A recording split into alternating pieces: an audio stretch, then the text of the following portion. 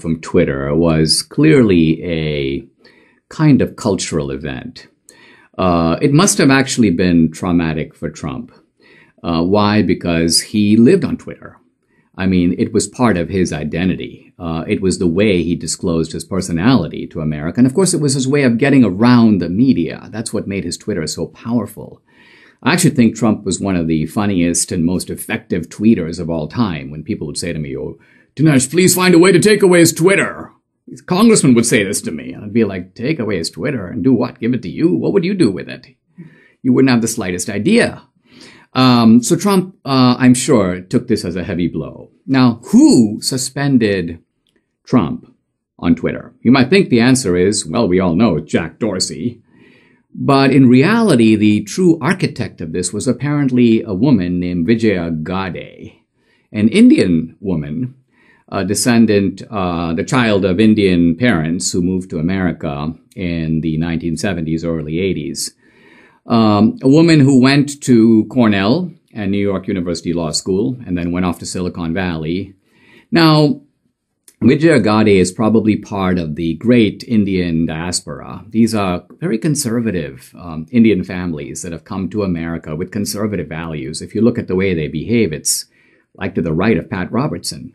So then you ask, how do these people become dyed-in-the-wool leftists? How do they absorb an ideology that would seem so alien to the way they were raised and to the way that what they believe and what they think? I think the answer to this question is very simple. What happens to these Asian Americans who go to elite schools and plant themselves in progressive cities like San Francisco or Silicon Valley is they assimilate to progressive culture.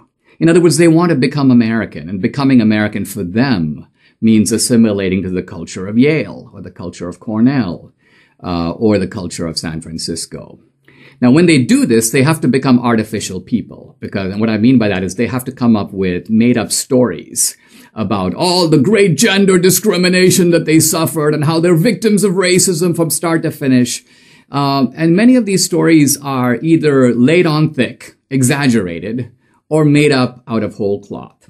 I was watching an interview that Vijaya Gadde gave back at her alma mater, NYU Law School, and it contains this remarkable anecdote about her father having to have a meeting with a leader of the Ku Klux Klan. Watch. My parents and I immigrated to this country in the 70s. I grew up in a small town in Texas on the Gulf Coast, near the border of Louisiana. It was a very challenging location for an immigrant family. And, you know, my parents went through quite a bit to be a part of that community. I've told this story before. I try not to get emotional, but it's a very hard story. Like, you know, my dad had a master's degree, but he couldn't find work. So he took a job at the time selling insurance door to door and collecting premiums door to door. And he wasn't even allowed to have that job until he went to the local leader of the KKK and asked permission, because his company and his boss feared for his safety as a person of color, walking around in white communities and knocking on doors. And, you know, my dad tells this story, but it was a very pragmatic, practical decision for him to have to do that. Right. He had no choice. He had to feed his family. Now, I call bullshit on this one.